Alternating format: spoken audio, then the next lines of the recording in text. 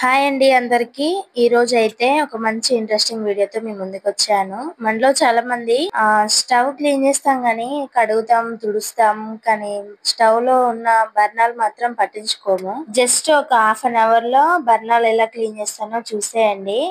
పెద్దగా time process అనేది ఏమీ ఉండదు. నైట్ నానబెట్టి తెల్లవారి క్లీన్ చేయాల్సిన అవసరం కూడా లేదు. జస్ట్ 5 మినిట్స్ లో నేనైతే క్లీన్ చేసి చూపిస్తాను. అలాగే స్టవ్ బర్నాలు అయితే చాలా విధాలుగా క్లీన్ చేయొచ్చండి. నేను చూపించేది ఒక రకం అన్నమాట. నేను చూపించేది చాలా ఈజీగా ఉంటది, పెద్ద పని ఏమి ఉండదండి. చూడండి, ఇక్కడ నేను చూపిస్తున్నాను బర్నాలు. ఇవి దాదాపు 9 ఇయర్స్ అవుతుంది క్లీన్ చేయక. అంటే నాకు స్టవ్ బర్నాలు కూడా క్లీన్ చేయాలి అని పెద్దగా తెలియదండి. ముఖ్యమైన విషయం ఏంటంటే 9 ఇయర్స్ నుండి క్లీన్ చేయకుండా అలానే పెట్టేశాను. కానీ మంట మాత్రం అసలు రావట్లేదు. సరిగా తుప్పు పట్టి ఉన్నాయన్నమాట, మంట రావట్లేదు. అందుకోసమని ఇంకా నేను సెర్చ్ చేశాను. సో క్లీనింగ్ పర్పస్ కూడా లేకపోతే మంట సరిగా రాదు అని చెప్పేసి నేను తెలుసుకున్నాను. సో నేను గ్యాస్ వాళ్ళని కూడా అడిగాను, సరిగా మంట రావట్లేదు, రిపేర్ చేసే వాళ్ళని కూడా అడిగాను. సో క్లీన్ చేయకపోయినా కూడా సరిగా మంట రాదు, ఒకసారి క్లీన్ చేసి చూడండి, మంట వస్తుందేమో అని చెప్పేసి అన్నారు. అందుకోసమని ఇంకా నేను క్లీనింగ్ కోసం అయితే నేను సెర్చ్ చేస్తుంటే నాకైతే ఇలానైతే నాకు తెలిసిందండి. సో నేను ఎలాగో క్లీన్ చేస్తున్నాను కదా, నాతో పాటు ఇంకొంతమందికి అయితే ఈ విషయం తెలుస్తుంది అని చెప్పేసి అయితే నేను మీకైతే చూపిస్తున్నాను. ఒక బౌల్ లాంటిది తీసుకోండి, ప్లాస్టిక్ డబ్బా అయినా లేదంటే ఏదైనా బౌల్ అయినా తీసుకోండి. ఇక్కడ నేనైతే బిర్యానీ బాక్స్ అయితే తీసుకున్నాను. సో దీంట్లో అయితే మనం రెగ్యులర్ గా యూస్ చేస్తూ ఉంటాం కదా బాత్రూమ్ క్లీనర్, హార్పిక్ అయితే బెటర్ అండి. లేదంటే మీరు ఏది యూస్ చేస్తే అది వేయచ్చు. అది ఒక మూత వేయాలండి, చుట్టూ అంతా స్ప్రెడ్ అయ్యే విధంగా వేయాలి బర్నల్ పైన. తర్వాత దీని మీద ఒక స్పూన్ బేకింగ్ సోడా వేయాలండి. ఇక్కడ చూపిస్తున్నాను కదా, బేకింగ్ సోడా మొత్తం బర్నాల పైన మొత్తం ఇట్లా స్ప్రెడ్ అయ్యే విధంగా వేయాలి. దానిపైన ట్యాప్ చేస్తూ వేయాలి ఈ విధంగా. చూడండి, వేయగానే రియాక్షన్ అయితే అవుతుంది మనకి హార్పిక్ ఈ సోడా అనేది. తర్వాత ఒక హాఫ్ లెమన్ తీసి కూడా పిండేసుకోవాలి దీనిపైన.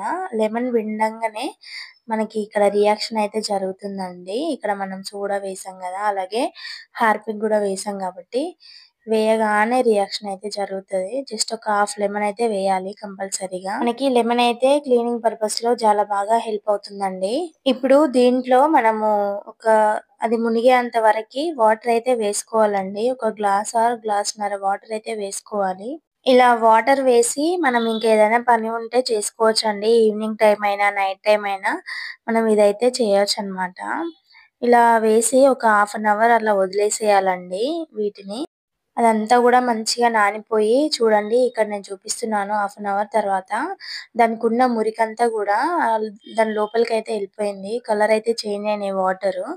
ఒక హాఫ్ అన్ అవర్ అట్లా వదిలేయాలి. హాఫ్ అన్ అవర్ తర్వాత ఒక బ్రష్ తీసుకొని, హ్యాండ్ కి అయితే గ్లౌజ్ వేసుకోవాలండి. ఒక బ్రష్ తీసుకొని అయితే ఈ విధంగా స్క్రబ్ చేయాలన్నమాట, అంటే తోమాలి.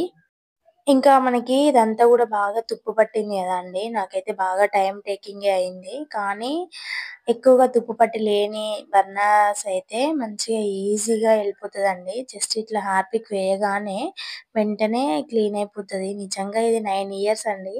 9 ఇయర్స్ నుండి అది క్లీన్ చేయకుండా అలానే ఉంచాను కదా. సో తుప్పు పట్టి అలా ఉంది.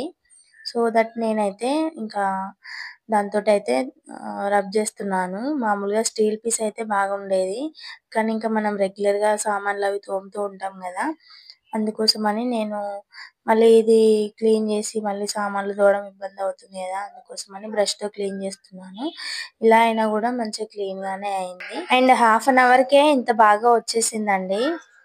అండ్ ఒకవేళ మీది కూడా ఇలానే తుప్పు పట్టి ఉంటే కనుక ఇలా పోకపోతే మళ్ళీ ఒకసారి హార్పిక్ వేసి మళ్ళీ ఒక హాఫ్ అన్ అవర్ ఉంచితే మళ్ళీ క్లీన్ అయిపోతుందండి. ఇంకా నేనైతే మళ్ళీ వేయలేదు. ఇదే కొంచెం ఒక 10 మినిట్స్ అలా రుద్దేసి నేను మంచిగా నీట్ గా వాటర్ తోటి అయితే క్లీన్ చేశాను. కంపల్సరీగా హ్యాండ్ కి అయితే గ్లౌజ్ వేసుకోవాలి. మనం యూజ్ చేసేది హార్పిక్ కదండి, అందుకోసమని నేను చెప్తున్నాను.